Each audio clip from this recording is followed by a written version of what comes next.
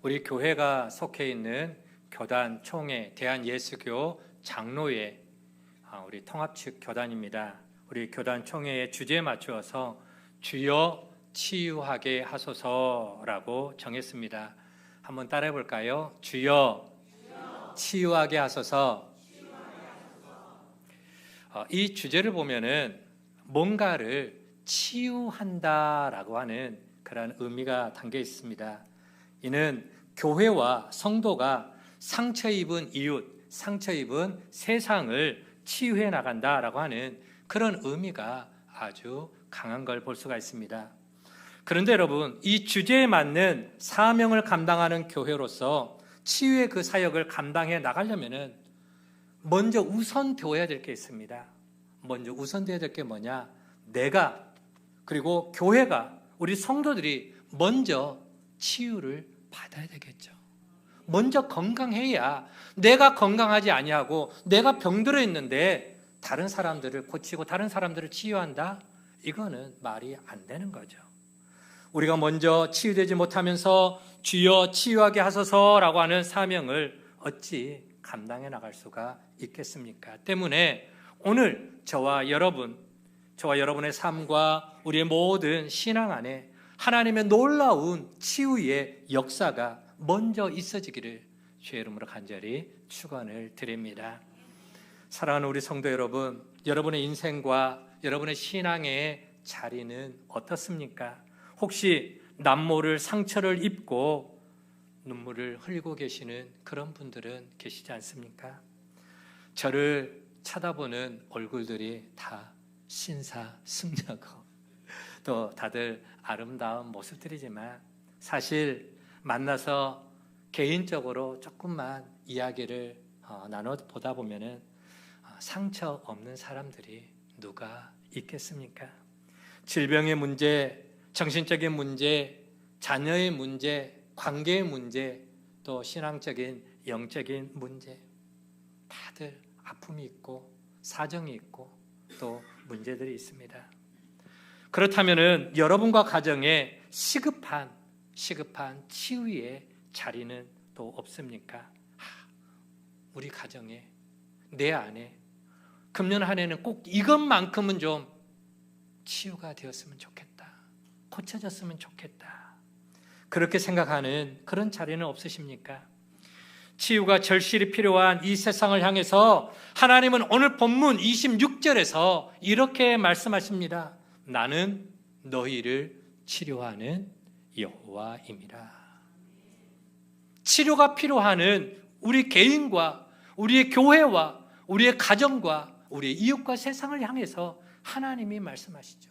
나는 너희를 치료하는 여호와임이라. 여러분이 바라보는 그 치유가 되어야 할 현장을 향해서 하나님이 나는 너희를 치료할 여호와다, 그렇게 말씀을 하고 계시죠. 그럼 과연 치료자가 되시는 하나님이 가르쳐 주시는 그 치유의 길, 치유받는 길은 어떤 길일까요? 어떻게 우리가 치유를 받을 수가 있을까요? 말씀으로 들어가 보면은 오늘 말씀은 이스라엘 백성들이 하나님의 기적적인 손길에 의해서 홍해를 건넌 이후에 있었던 하나의 사건입니다. 그래서 오늘 말씀 바로 직전에 어떤 일이 있느냐? 오늘 본문 말씀 바로 이전에 홍해를 건너 찬송하고 노래하고 소고치고 춤을 추는 이스라엘 백성들의 모습을 우리는 볼 수가 있습니다. 바로 마라의 씀을 바로 위에 보면은 미리암의 노래다 나오고요. 또 모세의 노래도 나오고요. 홍해 바다 앞에서 그들이 경험했던 그 놀라운 하나님의 기적, 하나님의 역사를 바라보고 춤추고 찬양하고 소고치고 너무 기뻐 어쩔 줄을 몰라하는 그 백성들의 모습. 여러분, 홍해 바다 앞에서 이스라엘 백성들은 어떤 모습이었습니까? 추격해 오는 애굽의 군대, 당시 최고의 정예 부대가 뒤에서 칼과 창을 휘둘리면서 이스라엘 백성들을 다 몰살시키겠다고 최고의 기병대가 뒤에서 말을 타고 쫓아옵니다. 그들 앞에는 뭐가 놓여 있습니까? 도망쳐야 하는 그 상황 속에서 그들 앞에는 홍해바다, 18원 홍해바다가 가로막고 있습니다. 뒤에는 애굽의 군대고 앞에는 홍해바다고 앞으로 나갈 수도 없고 뒤로 도망칠 수도 없는 절체절명의 진퇴양난의 그 경각에 달려있는 그 안타까운 상황 속에서 아마도 이스라엘 백성들의 마음은 참 무너져 내릴 수밖에 없었을 것입니다. 보통 그럴 때 우리들의 갖는 생각은 뭐냐? 그래, 이럴 때 하나님께 기도해야지라고 생각하는데, 여러분 정말 다급한 상황, 정말 위기의 상황이 오면은 금방 그렇게 기도가 나올까요? 아니요. 머리가 하얘집니다. 머리가 하얘지고 아무것도 생각이 나지가 않습니다. 지금 잠깐 후면은, 몇 분 후면은 그들이 죽을 수밖에 없는 상황이죠. 뒤에서 쫓아오는 애국 군대의 칼날에 의해서 목에 땡강 달아날 수 있는, 창에 찔려서 죽을 수 있는 그런 상황이 될 수도 있고, 그 애국 군대에 떠밀려서 창칼에 죽지 않기 위해서 홍해 바다로 뛰었다가 그 홍해 바다에 수장되어서 죽을 수도 있는 그런 상황, 그 죽음의 경각에 달려있는 그 안타까운 상황 속에 바로 아무것도 할 수 없는 무기력한 모습, 그게 바로 홍해바다 앞에 서 있는 이스라엘 백성들의 모습이었고, 그게 바로 우리 인간의 모습이고 그들의 모습이고 우리들의 모습이 아닌가 생각을 해보게 됩니다. 그런 상황 속에서 이스라엘 백성들은 어떻게 반응을 하게 됩니까? 지금 생명이 경각에 달려있는 바로 그 자리에서 그들이 취한 행동은 뭐였느냐? 그들은 바로 하나님을 원망했다라고 하는 것입니다. 하나님을 원망했다. 하지만 그들을 인도하신 하나님은 그 원망의 소리를 들으면서도, 그 불평의 소리를 들으면서도 그 사랑하는 백성들을 끝까지 사랑하셨습니다. 끝까지 사랑하시고 그들을 품으면서 모세를 통해서 그 18원 홍해 바다를 가르시는 놀라운 기적을 일으켜 주시죠. 그래서 하나님이 어떤 분인지, 그들을 위해서 어떤 역사를 일으켜 주시는지 똑똑히 볼 수 있도록 하나님께서 보여주셨습니다. 큰 동풍을 일으켜서 바다 한가운데를 가르더니 바다 그 한가운데를 육지처럼, 마른 땅처럼 이스라엘 백성들로 하여금 건너가게 하시는 기적의 하나님, 능력의 하나님이십니다. 여러분, 인간이 나름 뛰어나고 인간의 지혜가 아무리 높다 하지만 어느 누가 홍해 앞에서 추격해오는 그 애굽의 군대 앞에서 이런 놀라운 기적이 일어날 것이라고 상상이나 했겠는가라고 하는 것이죠. 이스라엘 백성들도 상상할 수 없었습니다. 그들이 상상할 수 있었으면은, 그들이 그런 믿음이 그들에게 있었다면은 하나님을 향해서 원망을 쏟아냈겠습니까? 그들이 할 수 있는 일이라고는 그 절체절명의 위기 속에서 하나님께 도와달라고 기도하는 것밖에 없었을 텐데, 그것마저도 그들은 하지를 못했습니다. 오직 마음속에 여러 가지 담겨있는 그 응어리를 가지고, 그걸 가지고 하나님 앞에 원망하는 것밖에 없었다라고 하는 것이죠. 그런데 그들이 홍해의 기적을 경험을 하게 됩니다. 그 18원 그 바다 한가운데 하나님께서 동풍을 불게 하셔서 바다 한가운데를 쫙 가르시더니 그 바다 한가운데를 마른 땅처럼 건너게 하시죠. 그리고 그런 기적을 경험케 하시고 그 이스라엘 백성들이 그 다음에 나타나는 반응이 뭐였을까요? 홍해의 기적을 경험하고 난 다음에 이스라엘 백성들이 했던 반응이 뭐였는가라고 하는 거예요. 어떤 반응을 했습니까? 하나님을 찬양했죠. 출애굽기 15장 1절과 2절 말씀을 띄워주시기 바랍니다. 같이 한번 읽어봅니다. 시작. 내가 여호와를 찬송하리니 그는 높고 영화로우시며 말과 긋한 자를 바다에 던지셨음이로다. 여호와는 나의 힘이요 노래시며 나의 구원이시로다. 아멘. 이런 상황 속에서 누군들 찬양하지 않았겠습니까? 누군들 기뻐하지 않았겠습니까? 모든 이스라엘 백성들과 모세가 하나님을 찬양합니다. 또한 모세의 누이였던 미리암과 모든 여인들이 서고치고 장구치고 춤추면서 기뻐 뛰면서 찬양을 했습니다. 여러분, 지금 이스라엘 백성들의 입장에서 내가 그들의 입장이었다면 한번 생각해 보십시오. 이미 그들은 죽은 목숨 아니었습니까? 앞에는 홍해바다요, 뒤에는 애국 군대가 쫓아오는 그 도간에 든 쥐처럼, 생쥐처럼 이미 목숨이 끝나는 죽을 목숨이었습니다. 그런데 하나님께서 그들을 죽은 가운데서 살리셨죠. 그러니 감사하지 않았겠습니까? 기뻐하지 않았겠습니까? 감격스럽지 않았겠습니까? 그리고 이제는 하나님께서 인도하시는 그 길을 구름 기둥과 불 기둥을 바라보면서 계속해서 이제는 광야로 행진해 나아갑니다. 한 걸음 한 걸음 아브라함 때부터 주시겠다고 약속해 주신 젖과 꿀이 흐르는 땅 가나안을 향해서 힘있게 힘차게 발걸음을 내딛게 됩니다. 아마 그들의 마음속에는 환희가 가득 찼을 것입니다. 야, 이제 정말 아브라함 때, 우리 조상 아브라함 때부터 약속해 주셨던 그 젖과 꿀이 흐르는 땅으로 들어가는구나. 야, 이제는 우리 인생은 푸른 초장이요, 쉴 만한 물과 같은 행복이, 축복이 보장된 인생이구나 라고 나름 기뻐하고 좋아했을 겁니다.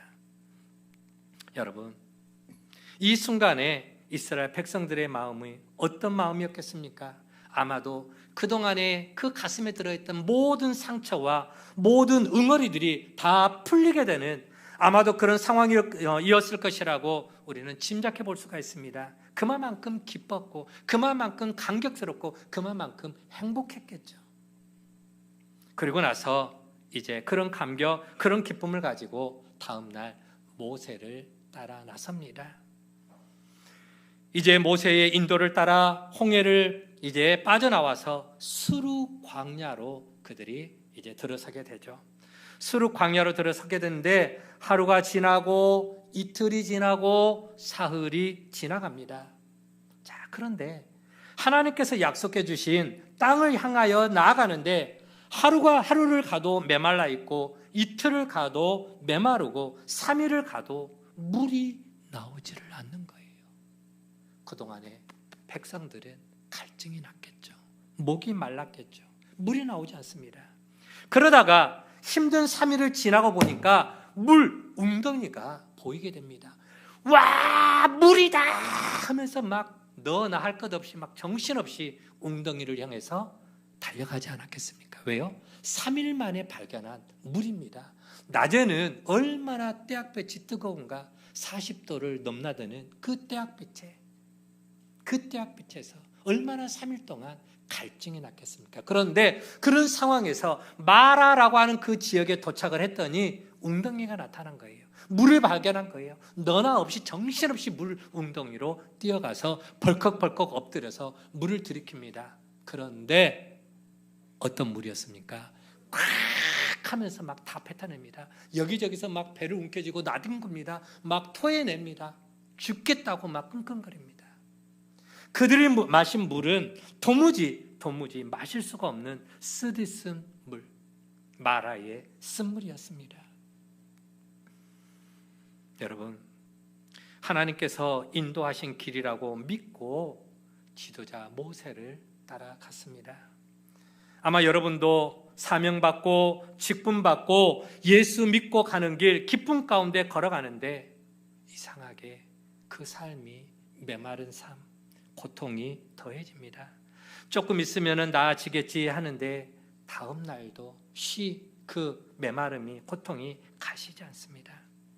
이제 조금 있으면 나아지겠지 하는데 다음 날도 또 그러는 겁니다. 이럴 때 여러분들은 어떻게 반응하시겠습니까? 어떤 마음이 들겠습니까? 간만에 먹은 물 아닙니까? 그런데 그렇게 간만에 먹은 그 갈증을 해결시켜줄 수 있는 물인 줄 알고 마셨는데 도무지 먹을 수 없는 물, 견딜 수 없는 쓰디쓴 그런 물을 먹게 된 것입니다. 참다 못한 이스라엘 백성들은 당장에 모세를 향해서 또다시 원망을 쏟아냅니다.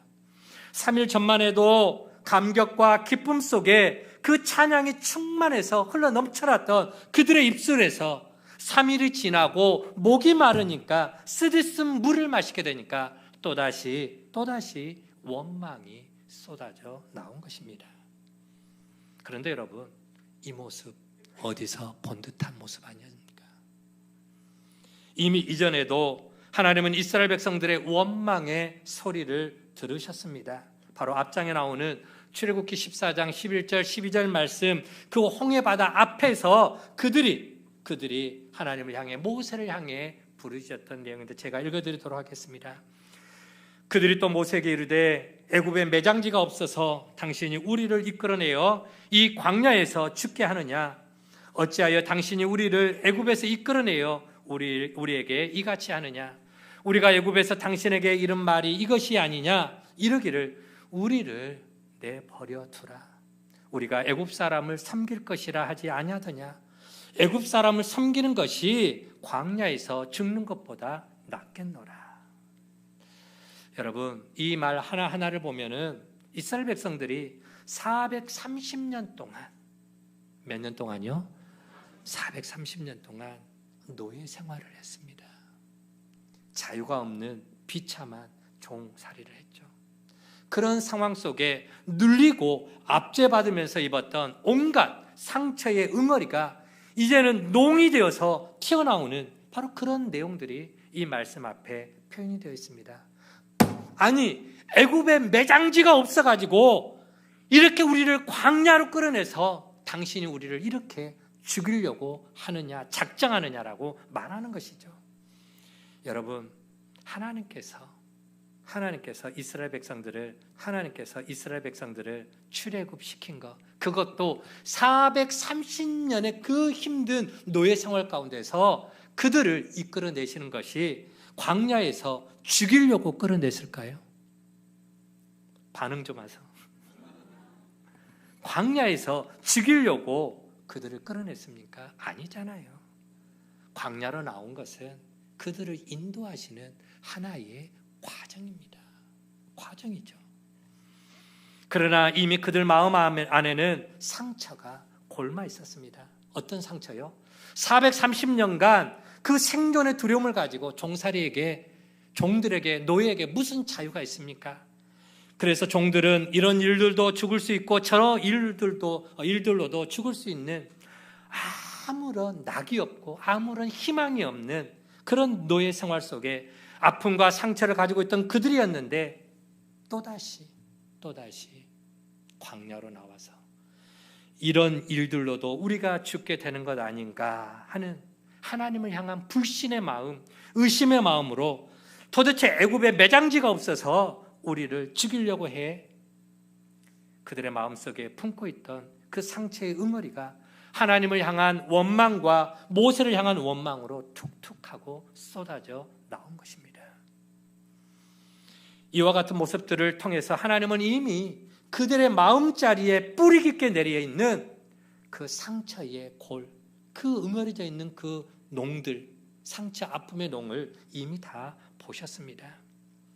3일 전에 어떤 일들이 있었습니까? 3일 전만 해도 홍해를 건너고 마른 땅을 걷고 애국 군대를 수장시키고 하나님의 기적과 같은 역사를 찬양하고 감격하고 솟구치고 춤추며 좋아했는데 이제 3일이 지난 동안에 그 모든 감격이 다 사라져버립니다. 그리고 또다시 원망하고 그 내면에 저 깊이 들어있던 상처의 응어리가, 그 농이 또다시 밖으로 뛰어나온 것이죠.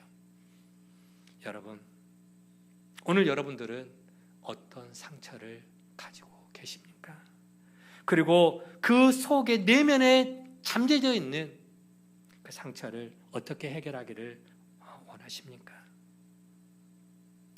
잘 보세요. 오늘 이 본문 말씀을 한번 주목해 볼 게 있습니다. 생각해 볼 게 있습니다. 여러분, 이스라엘 백성들이 홍해를 건넌 것, 이스라엘 백성들이 홍해를 건너 스루 광야로 들어온 것, 그리고 이스라엘 백성들이 마라의 쓴물을 먹게 된 것, 이 모든 전 과정에 누가 인도를 하셨습니까? 하나님이 그들을 이끌어내셨어요.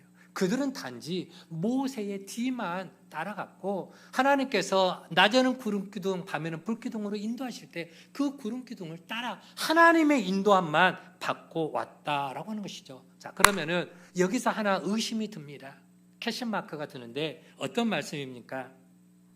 만약에 이 고난을 겪으면은 이런 고난, 즉 광야를 걷고 목이 마르고 죽음의 위협에 놓이는 이런 고난을 겪게 되면은 이스라엘 백성들이 예전에도 그랬던 것처럼 또다시 하나님을 원망할 텐데 하나님은 왜 굳이 이스라엘 백성들에게 원망을 들을 줄 다 알고 계시면서도 왜 굳이 그들을 스룹 광야로 인도하고 또다시 그들에게 마라의 쓰디쓴 물을 먹게 하셨는가라고 하는 것입니다.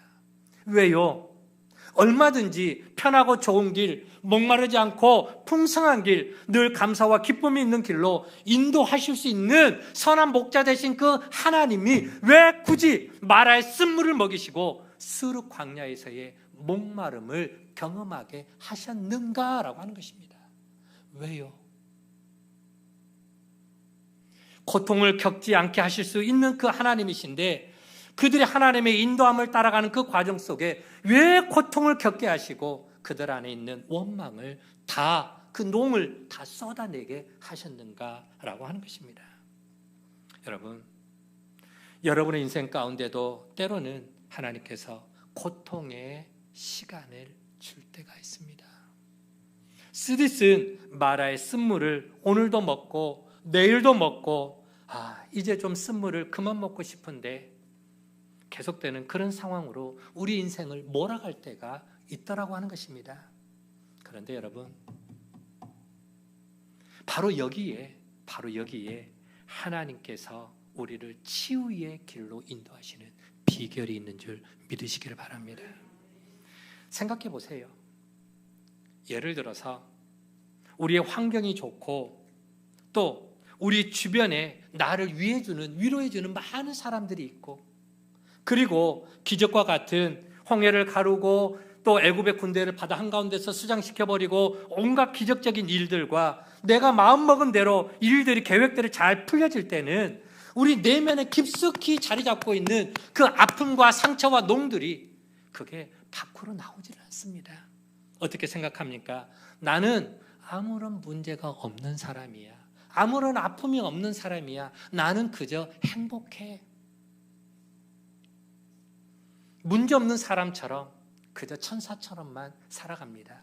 그런데